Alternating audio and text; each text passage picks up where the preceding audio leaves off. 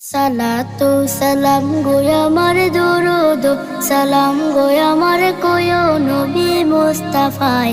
তোমরা যদি যাও গো মদিনায়, তোমরা যদি যাও গো মদিনায়, মদিনা শরীফের মাটি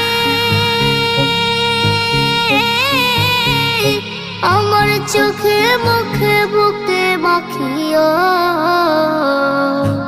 এমন পবিত্র মাটি, এমন পবিত্র মাটি আমার নবীর রওজায়।